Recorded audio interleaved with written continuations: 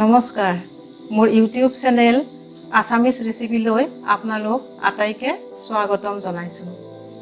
আজি আপোনালোকৰ বাবে লৈ আহিছো কেঁচা আমৰ মিঠা আচাৰৰ ৰেচিপি। এই ৰেচিপিটোৰ বাবে প্ৰয়োজনীয় হোৱা সামগ্ৰীখিনি মই আপোনালোকক দেখুৱাই লৈছো। ইয়াৰ বাবে আমি প্ৰথমে কেঁচা আম লৈছো 4টা। আমকেইটা ভালদৰে ধুই ল'ব। এনেদৰে মই ভালদৰে ধুই লৈছো। তাৰ পিছত আমাৰ নিমখ লাগিব, চেনি লাগিব, হালধি গুড়ি আৰু ইয়াত দিবৰ বাবে চফ গুটি, জিৰা, জালুক, আদা আৰু শুকান জলকীয়া। এইখিনি সামগ্ৰীৰে ধুনীয়াকৈ মিঠা আচাৰ তৈয়াৰ কৰিব পাৰিম। এতিয়া আপোনালোকক দেখুৱাই আছো মই প্ৰথমে আমৰ বাকলিটো আঁতৰাই ইয়াক পিচ পিচকৈ কাটি ল'ব লাগিব। আমখিনি বাকলি আঁতৰাই এনেদৰে পিচ পিচ কৰি কাটি ল'ব। মই এনেকৈ কাটি ল'লো। এতিয়া এই আমখিনি মই কেৰাহীটোত দি দিলোঁ। ইয়াৰ পিছত ইয়াতে মই চেনি দি দিলোঁ। চেনি আৰু আমৰ পৰিমাণটো হৈছে আম যিমান ওজনৰ লয় সেই পৰিমাণে চেনিও দিব লাগিব। মোৰ ইয়াত প্ৰায় 250 গ্ৰাম আমৰ পিচ ওলাইছে আৰু সেই হিচাপে মই চেনিটো ইয়াত দি দিছোঁ। আপোনালোকেও তেনেকৈ দি ল'ব। এতিয়া চেনি আৰু আমটো সানি ল'লোঁ আৰু ইয়াত আন্দাজমতে নিমখ দি দিম।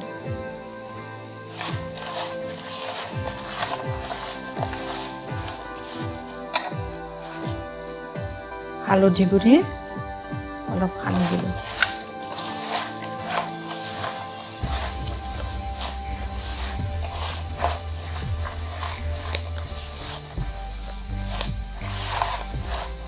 এইটো এনেদৰে চেনি, হালধি আৰু নিমখৰ লগত আমৰ পিচবিলাক সানি কিছু সময় থৈ দিলোঁ।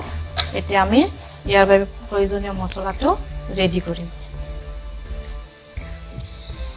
এতিয়া মই গেছটো অন কৰি আমৰ এই মিশ্ৰণটো কেৰাহীটো ইয়াতে দি দিলোঁ। গেছটো জুইটো অকণমান কমাই থ'ম আৰু ইয়াতে এইটো লৰাই থাকিম মাজে মাজে। এইটো মাজে মাজে লৰাই থাকিম আৰু লগতে মই মছলাখিনিও ৰেডি কৰিম। মই ইফালে মছলাটো ৰেডি কৰিম। তাৱাখন দি দিলোঁ। ইয়াত মছলাটো গৰম কৰি তাৰপিছত সেইখিনি মিক্সিত গ্ৰাইণ্ড কৰি ল'ম।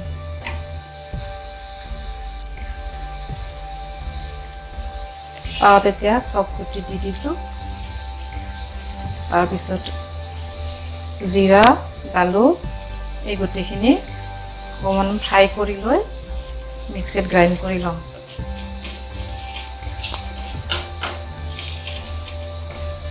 গেছটো কমাই লৈ অকণমান ফ্ৰাই কৰি লৈছোঁ। হাতেৰে এনেকৈ লাৰি চাব, নহ'লে দৈ গ'লে এইটো তিতা হৈ যাব।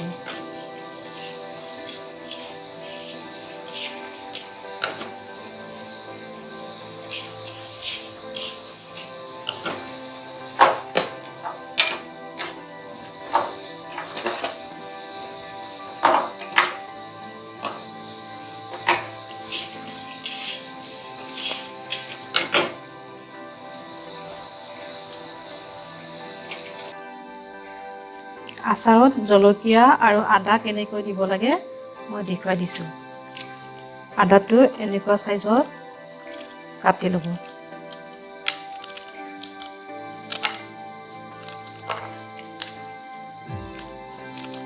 এনেকুৱা চাইজত কাটি ল'লে আদাটো তেনেদৰে আচাৰৰ মাজত থাকি যাব।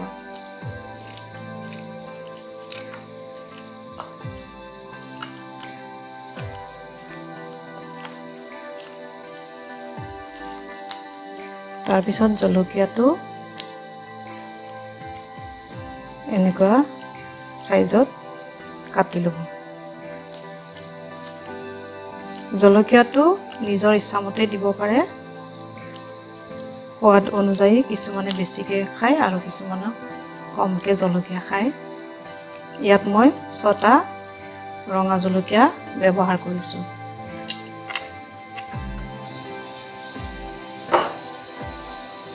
এতিয়া মই আচাৰত আদা আৰু জলকীয়াখিনি ঢালি দিলোঁ। ঢালি গোটেই আচাৰখিনি লৰাই দিলোঁ। এনেকৈ মাজে মাজে লৰাই থাকিব লাগিব আচাৰটো। এয়া দেখিছে মছলা মই গ্ৰাইণ্ড কৰি লৈছোঁ। গ্ৰাইণ্ড কৰোঁতে এটা কথা মন কৰিব যে একেবাৰে গুড়ি হোৱাকৈ গ্ৰাইণ্ড নকৰিব। এয়া আধা যাতে থাকে ডোখৰ ডোখৰ হৈ, তেনেকুৱা অৱস্থাতে এইটো এৰি দিব। এতিয়া ইয়াত মছলাটো দি দিব।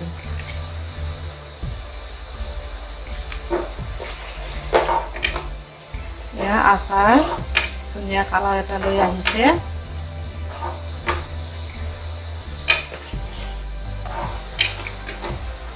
এয়া কেঁচা আমৰ পৰা মিঠা আচাৰ আমাৰ ৰেডি হৈ গ'ল।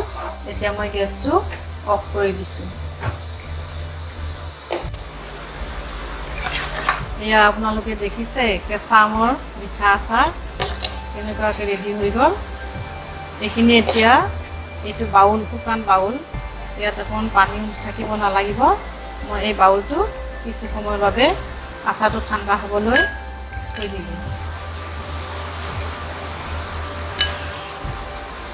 এটা কথা চাব যাতে কোনো ধৰণৰ পানী বা ইয়াত নপৰে বা পানী থকা পাত্ৰত যাতে এইটো ষ্ট'ৰ নকৰে, নহ'লে আচাৰটো বেয়া হৈ যাব। এনেকুৱা কাঁচৰ শুকান পাত্ৰতহে এইটো ষ্ট'ৰ কৰিব। আৰু ইয়াত মই কোনো প্ৰিজাৰ্ভেটিভ ইউজ কৰা নাই, কোনো কেমিকেল নাই। নৰ্মেলি নেচাৰেলি যিবোৰ আমি ইউজ কৰোঁ তেনেকুৱা মছলাৰে ইউজ কৰিছোঁ। আৰু এইটো এবছৰলৈকে একো নহয়। আপোনালোকে এবছৰলৈকে এইটো ৰাখি খাব পাৰিব। বছৰৰ সকলো সময়তে কেঁচা আম পোৱা নাযায়, কিন্তু এনেদৰে যদি কেঁচা আমৰ আচাৰ বনাই থোৱা হয় তেনেহ'লে গোটেই বছৰ জুৰি ভালদৰে খাব পাৰি। ভিডিঅ'টো কেনে পালে কমেণ্টত জনাব, লাইক আৰু শ্বেয়াৰ কৰিব আৰু মোৰ চেনেলটো ছাবস্ক্ৰাইব কৰিবলৈ নাপাহৰিব। ধন্যবাদ।